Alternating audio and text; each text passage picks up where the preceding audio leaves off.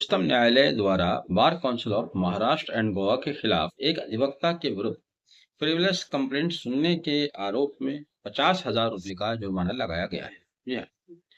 Supreme court के समक्ष एक एसएलपी दायर की गई थी, जो bar council of Maharashtra and Goa बनाम नरेश चंद्र नरूला वैद्य के नाम से दाखिल की गई थी, जिसमें ये कहा गया था कि bar council of Maharashtra and Goa द्वारा अधिवक्ता के विरुद्ध एक ऐसी शिकायत पर सुनवाई की गई है जिसमें आरोप लगाए गए विषय में कोई गंभीरता नहीं है। दरअसल जिन लोगों ने शिकायत की थी अधिवक्ता के विरुद्ध, यह मामला साल 1985 का एक सिविल सूट था, जिसमें शिकायतकर्ता का कहना था कि अधिवक्ता के द्वारा हम पार्टीज के बीच समझौता कराया गया और समझौते में कुछ ऐसी शर्तें लिखी गई जिससे उनको अपनी संपत्ति से हाथ धोना पड़ा। उन्होंने अधिवक्ता के ऊपर मिसकंडक्ट को लेकर शिकायत की थी।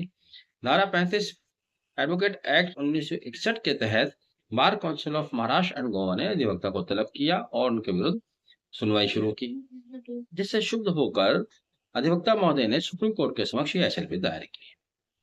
तो यहाँ सुप्रीम कोर्ट ने बार काउंसिल को ही दोषी करार मानते हुए उसके ऊपर 50,000 रुपए का जुर्माना लगाया, जो किसी हद तक ठीक है।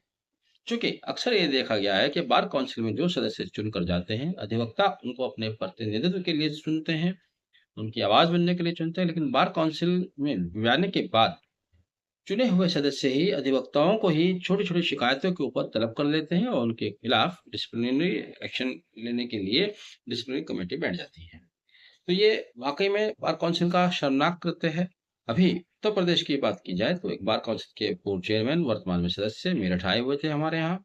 वहां मैंने भी उनके सामने यही तथ्य रखा था, तो उन्होंने उसका बड़ा गोलमोल जवाब दिया और ऐसा जवाब दिया जो मतलब किसी भी सूरत में सही नहीं था।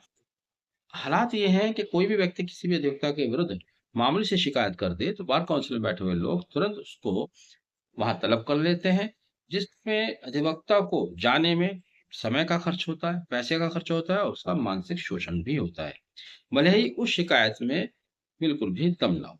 तो सुप्रीम कोर्ट ने भी यहाँ पर यही कहा है कि जो शिकायत कंप्लेनेंट द्वारा दी गई है, उसमें खास बात यह है, शिकायतकर्ता 1985 के सिविल सूट्स में पार्टी ही नहीं है। पार्टी ना होते हुए भी उन्होंने अधिवक्ता के ऊपर यह आरोप लगाया कि अधिवक्ता ने उनका जो सेटलमेंट कराया है, धोखे से कराया है, उन्होंने प्रोफेशनल मिसकंडक्ट किया है। तो यहाँ पर बार काउंसिल ने कुछ देखे बिना अधिवक्ता को नोटिस जारी किया, जिससे उन्होंने शुरू होकर ये याचिका एसएलपी सुप्रीम कोर्ट के समक्ष दायर की थी। बहरहाल सुप्रीम कोर्ट ने bar council of Maharashtra and Goa के विरुद्ध 50,000 रुपए का जुर्माना लगाया है। ये जुर्माना बिल्कुल सही है। बार काउंसिल्स को भी सोचना चाहिए कि जब वो किसी अधिवक्ता के विरुद्ध कोई डिसिप्लिनरी एक्शन लेने जा रहे हैं, तो पहले तथ्य की प्रिलिमिनरी इंक्वायरी उनकी लोकल बार से भी कराएं। यही बात मैंने यहाँ पर अपने बार काउंसिल के एक मेंबर से कही थी कि जब आप किसी अधिवक्ता को तलब करते हैं, तो पहले आप लोकल बार से कम रिपोर्ट मंगाएं, जिसको उन्होंने सिरे से खारिज किया। तो इस तरह से जब आंख बंद करके आप अधिवक्ताओं के खिलाफ काम करते हैं, तो आपको चुनने का क्या फायदा हो। सुप्रीम कोर्ट का ये अच्छा निर्णय है। आपने वीडियो आखिर तक देखा। Thank you. Have a nice day.